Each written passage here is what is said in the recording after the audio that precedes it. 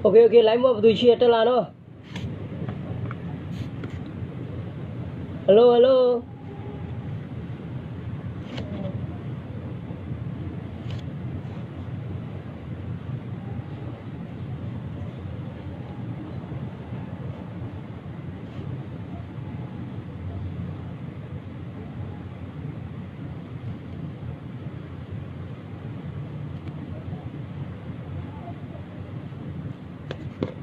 Okay, tengah jalan dini wah se no, aku se lain se debu tau se debu free se debu, ikut mana debu di charge se pipi, free se pipi, debu lah sampai me, free se dah pop ya me no. Gajo dini puji pipi kau yang tercet share bila tengah jalan aku orang macam tu deh. Mima biru mau putih no, mima biru tengah jenis no, mima biru mau putih. Dua jenis sesi kuma merah dia no.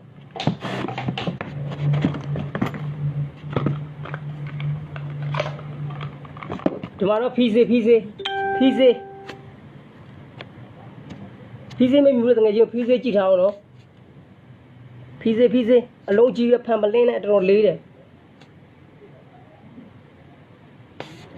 Fize, tiada nak sih miru ya no. Terserah share bida no.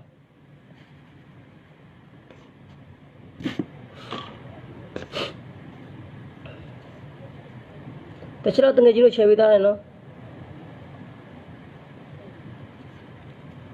Cina kau dah wujud baru jauh fake kau je ni biar. Cina menggili pun dia, cina kau ya cari kau menggili mutong mau no.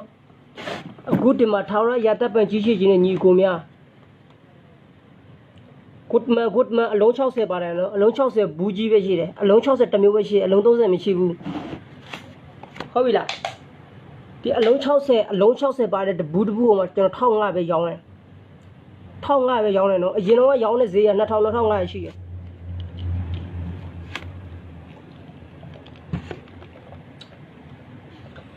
Okay, di tau se debu, weh mesunya jenuh.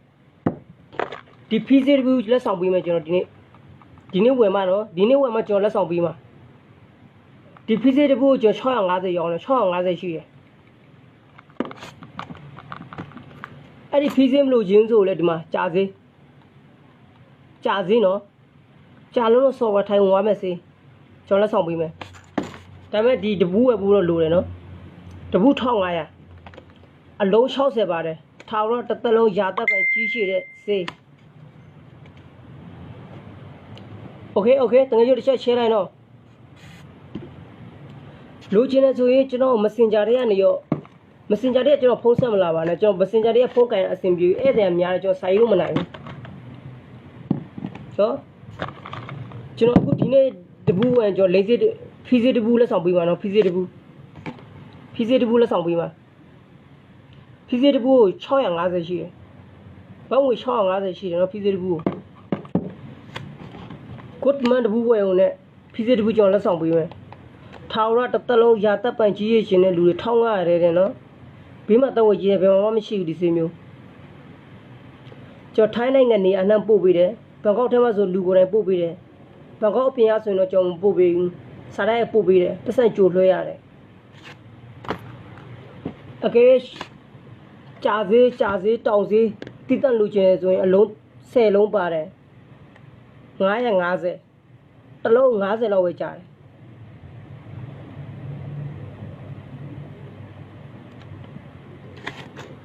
Okay no, jumat tengah jenis macam phone salah ya no, phone salah lah, mesin apa saya lah, cuma 6 minit pian no.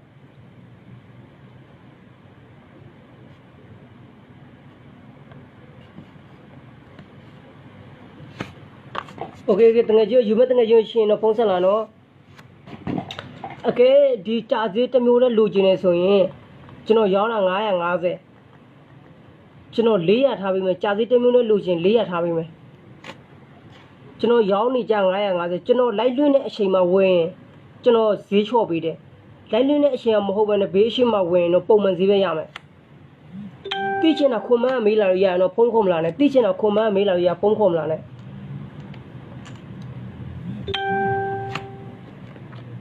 ကျွန်တော်ပုံမှန်တရားရောင်းတယ်နော်950ရောင်းတယ်အခုချိန်မှာဝယ်ရဆိုရင်ကျွန်တော်400နဲ့ပေးမယ်ဒီမှာဖီစေးကျွန်တော်ဖီစေး650ရောင်းတယ်အခုကျွန်တော်လိုက်လွင့်တဲ့အချိန်မှာဝယ်ရဆိုရင်ကျွန်တော်900နဲ့ပေးမယ်ဒီကောင်း400ဒီကောင်း900အကယ်၍ဒီ1500တန်ဘူးတဘူးအခုကျွန်တော်လိုက်လွင့်တဲ့အချိန်မှာဒီ1500တန်ဘူးအလုံး60ပါတဲ့ good man တဘူးကိုဝယ်ရင်ကျွန်တော်ဒီဖီစေးတဘူးလက်ဆောင်ပေးမယ်ဖီစေးမယူရင်တော့မှကြာစေးလက်ဆောင်ပေးမယ်နှစ်မျိုးမှာ1500တယ်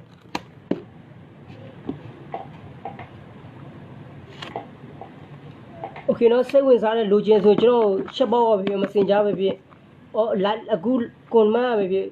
စာရေးလာလို့ရရเนาะကျွန်တော်ဖုန်းနံပါတ်ကိုလည်းဖုန်းခေါ်လို့ရတယ်လက်တွင်းလို့ပြီးသွားတယ်မင်းကလေးဟာအတူရှိတယ်ဟုတ်ရှိတယ်အကိုရေမင်းကလေးကျွန်တော်လိုက်လွင့်နေတော့တစ်ချက်ဝင်ကြည့်ပြီးတော့အကိုရေမင်းကလေးအတူရှိတယ်ကျွန်တော်ယောက်ျားလေးအတူလည်းရှိတယ်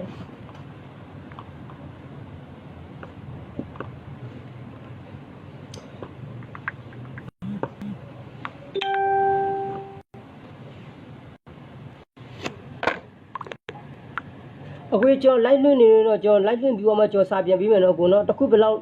နဲ့ရောင်းလဲကျွန်တော်မစင်ကြားရေးလာအခုကျွန်တော်တခုမိန်းကလေးအင်္ဂါအတူဆိုရင်ကျွန်တော်တခုကိုမိန်းကလေးအင်္ဂါအတူကဘယ်လောက်လဲကွာ1000တော့ကျော်တယ်နော်1100လောက်တော့ရှိမယ်မိန်းကလေးအင်္ဂါအတူပေါ့နော်တစ်သလုံးထောင်လိုက်ရာသက်ပံကြီးကြီးချင်းညီကုန်တော့ဝင်ကြည့်လိုက်လို့ရတယ်နော်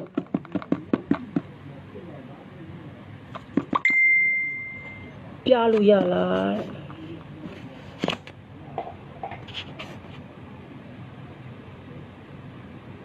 တစ်ချက်လောက်ချယ်ပြီးသားလိုက်နော်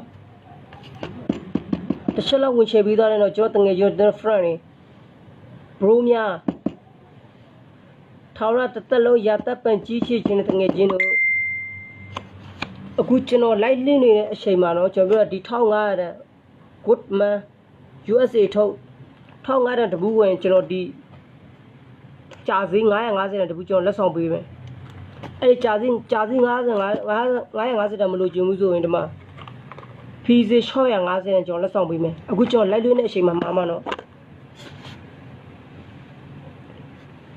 ရှင်မဝနိုင်ညီလေးလားညီမလေးလားမသိဘူးဟိုင်းနဲ့တိချင်တာချင်းခုမှန်းနေမေးလာလို့ရနော်တိချင်တာချင်း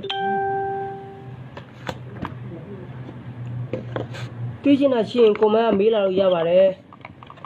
ဘာတိချင်တယ်မေးလာလို့ရတယ်နော်ဆေးရတရက်တစ်လုံးမတောက်ရတယ်အလုံး60ပါတယ်15ရက်အတွင်းဆို9လလောက်ကြီးရနော်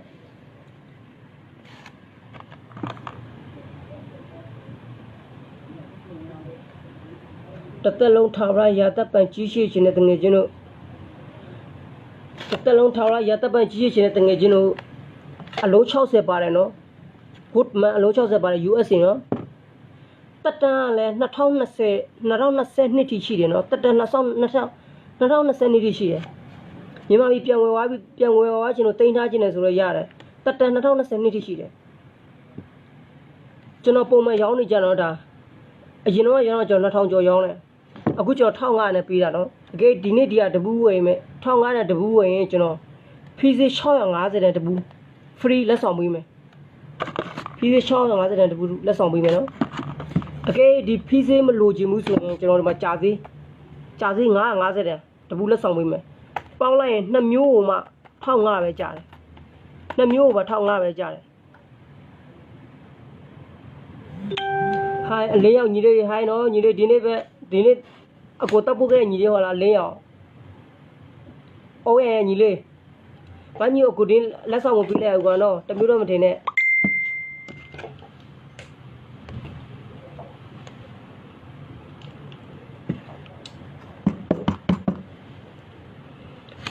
တကယ်ကြီးတစ်ချက်လောက်ဝင်ရှယ်ပြီးသွားတယ်နော်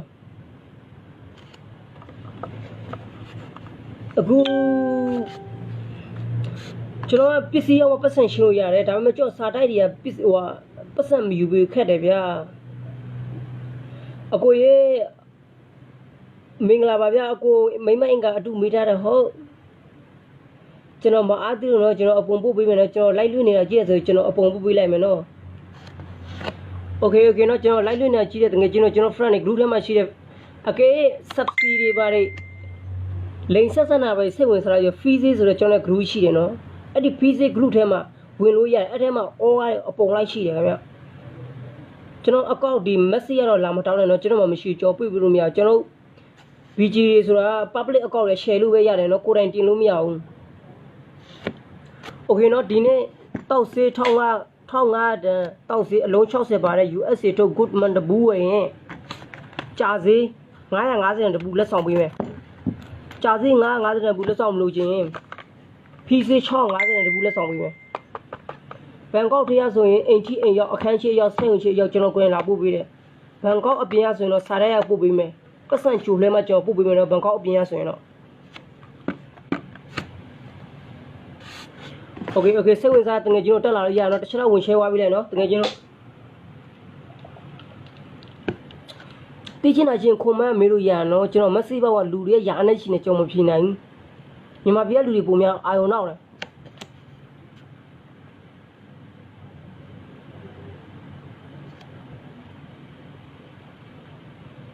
တငယ်ချင်းတို့တစ်ချက်တော့ဝင် share သွားလိုက်ကွာနော်ကိုရှင်းရှင်းနေပဲ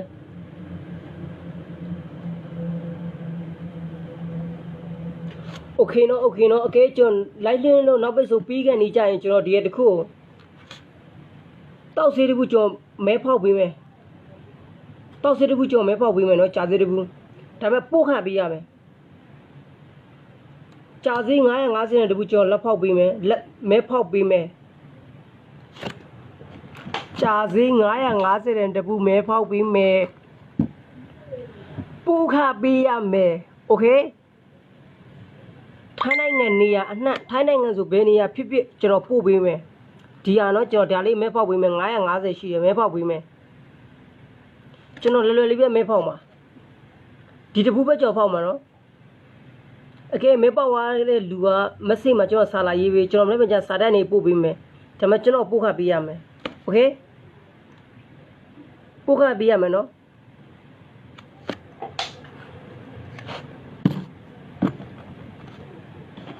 တကယ်ကျတော့တစ်ချက်ဝင်ရှင်းသွားလိုက်နော်တစ်ချက်ဝင်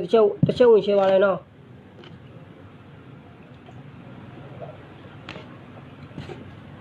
ဟာဒီ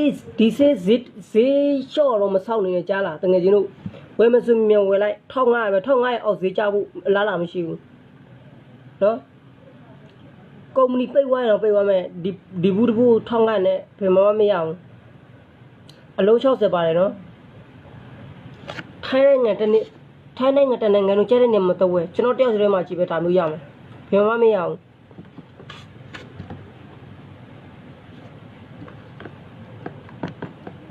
တခြားရှိလားလို့တဲ့အခုတခြားရှိလားဆိုတော့ဘာပြောရလဲကိုတခြားရှိလားဆိုတော့ကိုဝေရန်ရေးအခုတခြားရှိလားလို့ဆိုတော့ဘာကိုမေးတာလဲကျွန်တော်တစ်ချက်ဖြေပေးလေโอเคနော်ဒီနေ့1500တန်လိမ့်တောက်ဆေးအလုံး60ပါတဲ့ဘူးကြီး Goodman ဘူးကြီးတဘူးဝင်ကျွန်တော်ဒီဒါတဘူးလက်ဆောင်ပေးတယ်နော်ကျွန်တော် live လွှင့်နေတဲ့အချိန်မှာဝယ်မှပဲလက်ဆောင်ရမယ်နော်အကဲဒီတောက်ဆေး950တန်မလို့ချင်းဆိုရင်ကျွန်တော်ဒီ fee ဆေးအရေးအပြည့်ပါတယ်နော်အရေးအပြည့်ပါတယ်အနည်းဆုံး10ကျင်လောက်သုံးလို့ရတယ်အဲ့ဒါမျိုးချင်းဆိုဒါလက်ဆောင်ပေးမယ်နော်ပြောမှဆိုရင်2မျိုးမှ1500ပဲကြားတယ်2မျိုးမှ1500ပဲကြားတယ်တစ်မျိုးတည်းဝင်ဒီတစ်မျိုးတည်းဝင်950ထပ်တစ်မျိုးတည်းဝင်1500အခုကျွန်တော်ဒီတောက်ဆေးတဘူး1500တန်တဘူးဝယ်တာနဲ့ကျွန်တော်950တန်တဘူးလက်ဆောင်ပေးပါโอเคကျွန်တော်နောက်ပြီးဆိုကျွန်တော်9နိုင်မထိုးခင်မှာကျွန်တော်ဒီတဘူးကိုမဲဖောက်မယ်ပေါက်တဲ့သူကိုကျွန်တော်ပစ္စည်းပို့ပေးမယ်ကျွန်တော်ပို့ခပဲပေးရမယ်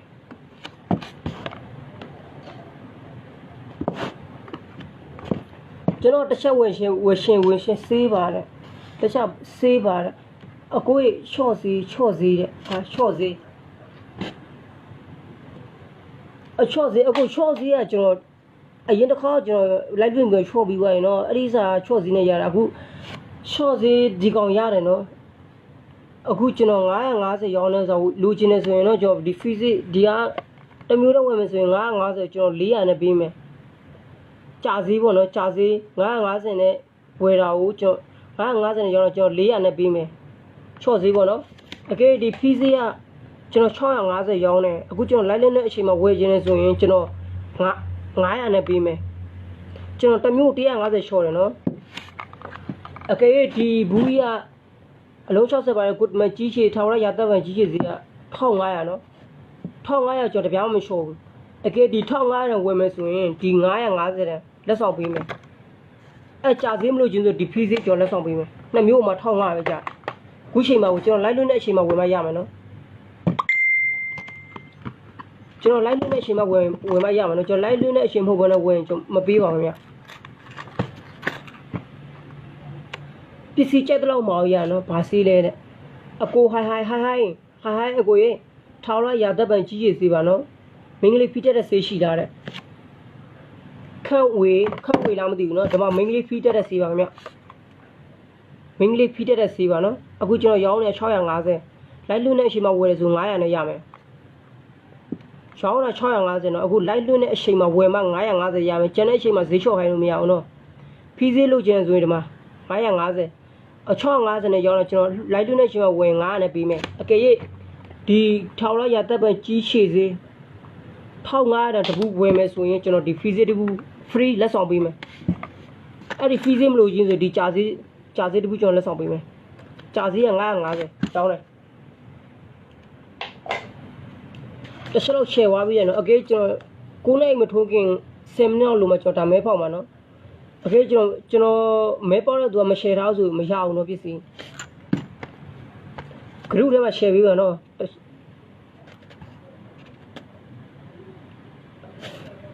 မေးချင်တာချင်းခွန်မကနေမေးလို့ရတယ်တကယ်ချင်းတော့ခွန်မကမေးလို့ရနော်ကိုရိုနာဖြစ်ခဲ့တဲ့မြို့တစ်မြို့မှာလူတွေစုကူးစက်ကုန်ခဲ့ငါတည်ကြည်ရင်နဲ့ဆူရွှေခဲ့မြမပြည်ထဲမရောက်ပါနဲ့နေကောင်းကြဖို့အတွက်ဆူတောင်းတော့ငါဝင်ပြောသွားခဲ့မယ်ရှေ့သွားခွဲမြမပြည်နဲ့ကနေထိုင်လမ်းမှာလည်းဖြစ်ပြီးတယ်ဆိုင်ကိုပိတ်အဝတ်ထုတ်လို့အလုတ်ထွက်လာငါကားထက်ကားတို့မြမတွေကြည်ရင်ငါမပြန်ချင်ကြပေမဲ့နာကျင်စိတ်တွေနဲ့ရွာပြင်းမရောက်နိုင်တော့ပြီပဲโอเคနော်တကယ်ကြီးတော့ထာဝရရသက်ပံကြီးရှိရှင်နေဆိုရင်တော့ good man နော် number 1ပဲထိုင်းနိုင်ငံကြိုက်တဲ့နေရာမှာရှာနော်မရှိဘူးအလုံး60မှာကျော်1500နဲ့ပဲရောင်းတယ်အလုံး60ပါတယ်အလုံး60နဲ့1500စီအတူတော့မရဘူးဘယ်လိုသုံးလဲအကူလဲဖီးစီကတဲ့ညီလေးရေခုလိုက်လွင့်ပြီးတော့ပြောချင်ကွာနော်ကျော် KAUNG WAY ကောင်းဝေလားညီလေးရေ KAUN ကောင်းလားကောင်းဝေလားညီလေးကြည့်နေရဆိုကိုပြောရမယ်နော်ဘယ်လိုသုံးလဲဆိုရင်ညီလေးဟိုလင်မယားပဲပြီးပေါ်တော့ရှိသူရည်သားပဲပြီးပေါ်ညီလေးရေအကယ်စိတ်မလာဘူးမင်းကြီးကပဲယောက်ျားလေးစိတ်လိုက်မင်းကြီးစိတ်မလာဘူးဆိုရင်တော့အဲ့လိုမျိုးအချိန်မှာတိုက်ရတယ်တချို့အချိန်ဒီမှာဆိုရင်တော့လိုက်ကနေတော့မပြောချင်ဘူးနော်ဖီးစီရတော်တော်များနေရတော်တော်များများသုံးလို့ရပါတယ်နော်ဒါပေမဲ့လိုက်တွင်းတဲ့နေရာမှာတော့အခုထည့်မပြောပြစေနဲ့အကောင်းဆုံးကတော့ဝီစကီတို့စပိုင်တို့အထဲတွေထည့်တိုင်းဆောင်းရမိုက်မနော်ဘီယာကြိုက်တဲ့ဆော်ရီဝီစကီကြိုက်တဲ့ဆော်ရီစပိုင်ကြိုက်တဲ့ဆော်ရီကိုတိုက်လိုက်တော့အထဲထည့်တိုက်လိုက်တော့တန်ကြုံပဲအခုအလောက်ပဲပြောပြစေနော်ဇင်မင်း ATUN ပါလားကွာဇင်မင်းထက်လား ATUN ထောင်းလားဇင်မင်းညီလေးနောက်နံပါတ်တော့ကိုအတမထက်တယ်တော့ဇင်မင်းထွေးလားမသိဘူးတကယ်ကြီးလားတကယ်ကြီးပါညီလေးရေတကယ်ကြီးပါနော်အခုအမခံနော်ထောင်းလာရတပ်ပန်ကြီးရှိသေးပါညီလေးရေ good man နော်အလုံး60ပါညီလေးရေ1500ပဲအခုရောင်းတာအကယ်ညီလေးဒီနေ့ဝယ်မယ်ဆိုရင်ဒီနှစ်မျိုးမှာ1500နဲ့နော်ဒီကအခုတသက် present လက်ဆောင်ပေးတာနော်ဒီ ဒီကတစ်မျိုးတည်းတင်650ရှိတယ်ကိုညီလေး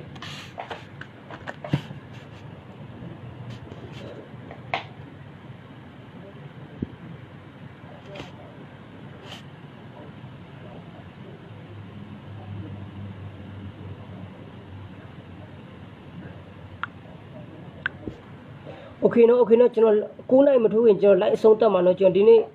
ပြင်မတော့စောအိမ်မှာမို့လို့ဝယ်မဲ့သူချင်းကျွန်တော်ဖုန်းဆက်လာလို့ရတယ်လိုက်လွင့်ပြီးဝိုင်းမစစ်ဘောကနေရှက်ဘောကနေစာရေးလာလို့ရနော်ကျွန်တော်ပြောတာအခုကျွန်တော်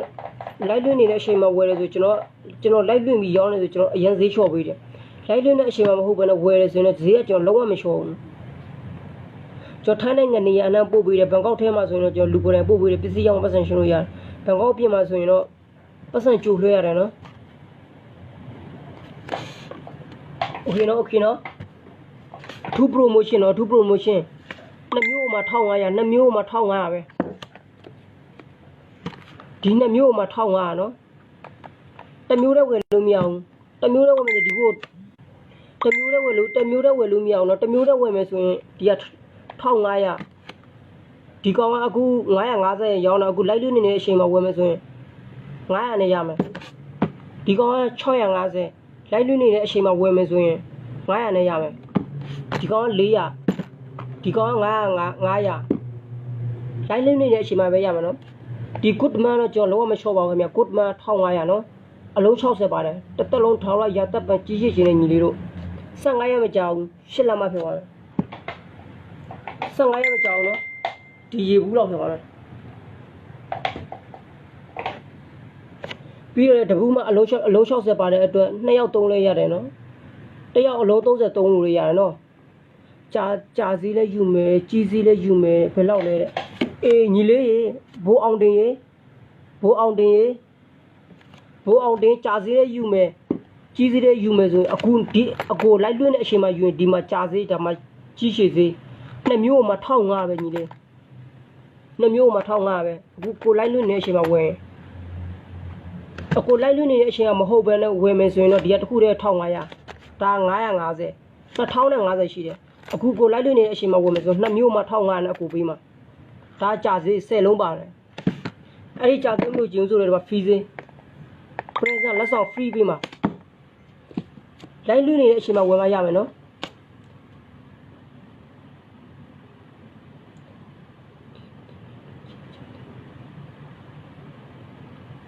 တစ်ချက်တော့ဝင်ချေသွားတယ်နော်တကယ်ကျွန်တော်တသက်လုံးထောက်ရရတပ်ပန်းကြီးချင်းနဲ့တကယ်ချင်းတို့ဒီတရက်ပဲအခွင့်အရေးရမလို့ဒီတရက်ပဲအခွင့်အရေးထောက်ရတသက်လုံးရတပ်ပန်းကြီးချင်းနဲ့ညီလို့good man နော် USA ထုတ်အစ်စ်ထိုင်းနိုင်ငံဘယ်နေရာမှာဝယ်မရပါဘူးခင်ဗျကျွန်တော်တောက်ထဲမှာရှိမှာပဲရှိတယ်နော်ကျွန်တော်တယောက်ထဲမှာပဲရမယ်အလုံး60ပါတယ်1500အလုံး60 1500ကြိုက်တဲ့နေရာမှာတောက်ဝယ်နော်ဘယ်မှာမရအောင်1500နဲ့အလုံး60အကေ2ယောက်ခွဲတောက်မယ်ဆိုရင်တောက်လို့ရတယ်နော်အခုကျွန်တော်လိုက်လို့နေတဲ့အချိန်မှာမှာမယ်ဆိုရင်ကြာစည်း950တန်တဘူးကိုကျွန်တော်လက်ဆောင်ပေးပါနော်ကြာစည်းမလို့ချင်းဆိုကျွန်တော်ဖီးစည်းတဘူးကျွန်တော်လက်ဆောင်ပေးမှာ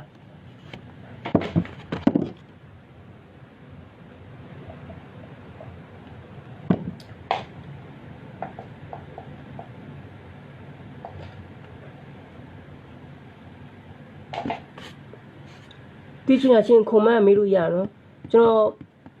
လိုက်လွှင့်လို့ပြီးသွားပါမယ်ကျွန်တော်မစီရနေချက်ပေါက်နေစာပြန်တော့မနော်ထိုင်းနိုင်ငံနေရအနှံ့ပို့ပေးပါတယ်ခင်ဗျဘန်ကောက်ထဲရဆိုကျွန်တော်ကိုယ်တိုင်ပို့ပေးတယ်ပစ္စည်းရောင်းပတ်စံရှင်ဘန်ကောက်အပြင်ရဆိုရင်တော့စာတိုက်ရပို့ပေးပါတယ်ခင်ဗျပတ်စံကြိုလွှဲရမှာပါခေါ်လီရှိလားထဲ့ရှင်လို့ပါတယ်ဘယ်စည်းလဲဟာခေါ်လီရှိတယ်ညီလေးရေအဲ့ဒီစာကုန်သွားပြီကွာခေါ်လီရှိတယ်နော်ခေါ်လီရှိတယ်အရင်တော့ရှိတယ်အခုကုန်သွားပြီအခုမလာတော့ဘူးနော်နိုင်ငံခြားကုန်သွယ်ရေးတွေပိတ်ထားတယ်ခေါ်လီနော်ဖန်ခေါ်လီအသေးလေးတွေနော်ဖန်ခေါ်လီအသေးလေးတွေတွေးပြီးသားဟိုတစ်ဆက်နဲ့လောက်ထားတော့ဘာအန်တဲမှမရှိဘူးအခုလောလောဆယ်တော့ကုန်နေတယ်ညီလေးရေနေမင်းနာမင်းနေမင်းရေညီလေးခေါ်လီကအရင်တော့ရှိတယ်အခုတော့မရှိတော့အခုကုန်နေညီလေးရေ အခုကြီးချေသေးလိုချင်ဆိုတော့ဒီမှာနော်ကြီးချေသေးဒီချိန်မှာဝယ်ရဆိုရင်ဒီ2မျိုးမှာကျော်1500နဲ့ပေးမှာနော်ဒီချိန်မှာဝယ်မရမှာအခုကျော်လိုက်လွှင့်နေချိန်မှာဝယ်မှာ2မျိုး1500အကဲတစ်မျိုးချင်းခွဲမယ်ဆိုရင်ဒီကောင်650ဒီကောင်ကတော့1500ကျွန်တော်တရားဈေးလုံးဝမလျှော့ခင်ဗျအလုံး60ပါတယ်ကိုတမန် US ကလာတာနော်အနေနဲ့ရဲရမို့ US ကမှလာတာအလုံး60ပါတယ်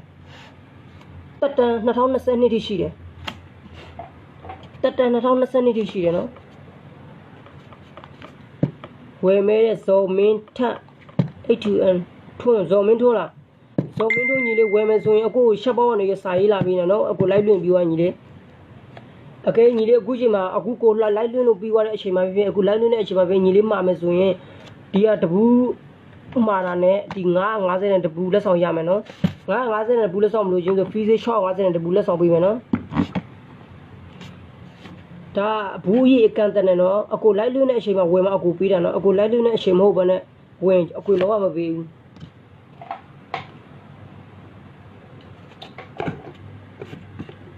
အကိုလိုက်ပို့ရတာကားကနေတော့မှ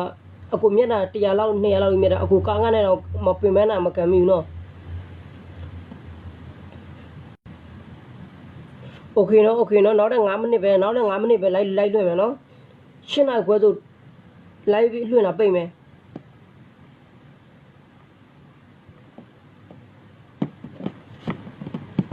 8နာရီခွဲတဲ့အမလေး8နာရီ55ဆိုအကိုပိတ်တော့မယ်နော်ယူမဲ့သူရှိတယ်ဆိုရင်တော့ချက်ပေါက်ရတဲ့စာရေးလာလို့ရတယ် Messenger ဟို page အကုန်ရဆိုတဲ့ page ကလည်းစာရေးလာလို့ရတယ်ဖုန်းဆက်လာလို့ရနော်ကျေးဇူးပါဗျာရရင်ပြောပါတယ်ဘယ်စီရောင်းပါလဲတဲ့ညီနေမင်းရဲ့အကိုအဲ့ဒီခေါ်လီကအခုကုန်သွယ်မှုပိတ်နေတယ်အခုမလာသေးဘူးညီလေးရေဆေးတွေတော့မှမနေ့ဟိုရင်ကြိုဝယ်ထားတဲ့ပစ္စည်းတွေရောင်းနေရတာကြာစီကဘယ်လိုကြာစီပဲလိုချင်တယ်ညီလေးရေဒီမှာကြာစီနော်ကြာစီ10လုံးပါညီလေးကြာစီလိုချင်တယ်ဆိုတဲ့ညီလေးမင်းထက် ATINKE ထက်ကီမင်းထက်ကီလားညီလေးရေလိုချင်တယ်ကြာစီနော်950ဘတ်အခုကိုလိုက်လွှင့်နေတဲ့အချိန်မှာဝယ်မယ်ဆိုကို400နဲ့ပေးတယ်ညီလေးရေလိုက်လွှင့်လို့ပြီးွားမမှားမယ်ဆိုရင်တော့950လိုက်လွှင့်နေတဲ့အချိန်မှာဝယ်မယ်အကို400နဲ့ပေးတယ်နော်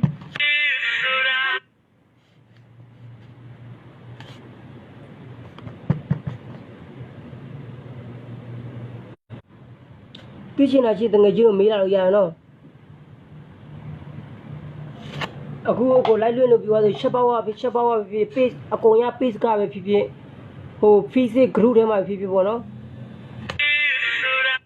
Facebook group ထဲမှာဖြစ်ဖြစ်နော်လာမှာလို့ရရနော်အခုဒီအချိန်မှာဝယ်မယ်ဆိုဒီ2မျိုးမှကို1500နဲ့ပေးတာနော်ဟိုရခေါ်တော့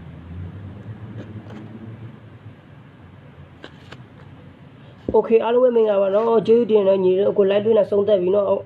ကိုချက်ပေါက်ကနေစာရေးလာပါနော်ထာဝရတသက်လုံးရတပ်ပံကြီးရင်ညီတို့လိုရင်စရိုက်ပြေးဝကြပါစေโอเคနော်ညီလေးနော်အခုလိုက်လွှင့်နေတဲ့အချိန်မှာဝယ်မယ်ဆိုရင်လေအကိုအထူးချော့စည်းနေပေးတာနော်ဒီစီကတကယ်အကောင်းဆုံးတော့ USA ထုတ်အမှန်ကန်ကြီးချေတဲ့စီနော်15ရက်အတွင်းမှာ9လမခွဲ9လမလောက်ကြီးချေတယ်နော်အလုံး60ပါတယ်2ယောက်တောက်လို့လည်းရတယ်တငယ်ချင်း2ယောက်စုပြီးခွဲပြီးတော့တောက်လို့လည်းရနော်โอเคလိုချင်တဲ့ရှင်ပူလီမှရလာစင်မင်းထက်ညီလေးရှင်ပူလီကိုအကွာစားရရပဲပို့ပေးတာနော်ကိုလေးနဲ့ညီကိုလေးမင်္ဂလာပါခင်ဗျရှင်ပူလီကိုအကိုပို့ပေးပါတယ်စားရရပဲပို့ပေးရပါညီလေးရေရှင်ပူလီကိုပို့ပေးရစားရရပို့ပေးလိပ်စာပေးရပါတယ်ပတ်စံကြိုလွှဲရပါတယ်အကေဘန်ကောက်ထဲမှာဆိုပတ်စံကြိုလွှဲစမလို့လူကိုယ်တိုင်ပို့ပေးပါတယ်ခင်ဗျပတ်စံကြိုလွှဲရတဲ့အကြောင်းရတဲ့အခုကစားတိုက်အကြီးတွေပိတ်တယ်စားတိုက်အသေးတွေပဲရှိပါတယ်စားတိုက်အသေးတွေကပစ္စည်းအောင်ပတ်စံရှင်းတော့လက်မခံပါဘူးခင်ဗျအခု BC တို့ကုန်တိုင်းတို့လိုတာတွေပိတ်တယ်ဆိုရင်အဲ့ဒီမှာရှိတဲ့ခဲလီရုံချုပ်ကြီးတွေကပိတ်ပါတယ်ခင်ဗျခဲလီရုံချုပ်ကြီးတွေပိတ်တဲ့အတွက်ပစ္စည်းအောင်ပတ်စံရှင်းလို့မရဘူးအကေအဝေးကဘန်ကောက်အပြင်ရပါတော့လိုချင်တယ်ဆိုရင်တော့ပတ်စံကြိုလဲရပါလေပတ်စံကြိုလဲတော့အကိုပစ္စည်းပို့ရညီနေနော်ယုံကြည်နဲ့လွှဲလာလို့ရတယ်ပစ္စည်းလက်100ရာခိုင်နှုန်းအကိုအာမခံတယ်နော်မှားတဲ့ပစ္စည်းနဲ့ပို့တဲ့ပစ္စည်းနဲ့တလွဲလဲဖြစ်စားပါကြောင်းမရှိဘူးနော် โอเคယူမယ်ဆိုရင်လိုက်လွင့်ပြီးတာနဲ့ဖုန်းဆက်လာလို့ရတယ်နော်စာရေးလာလို့ရတယ်ဒီလောက်ပဲနော်အားလုံးပဲမင်္ဂလာပါခင်ဗျလီကြီးချစ်ချင်းညီလေးတို့လည်းလီကိုလက်မောင်းတော့ငါပြောဘူးလို့ကြီးပါစေအခုဆူတောင်းပေးပါတော့ကွာဒီလောက်ပဲနော်အားလုံးပဲကျေးဇူးပဲ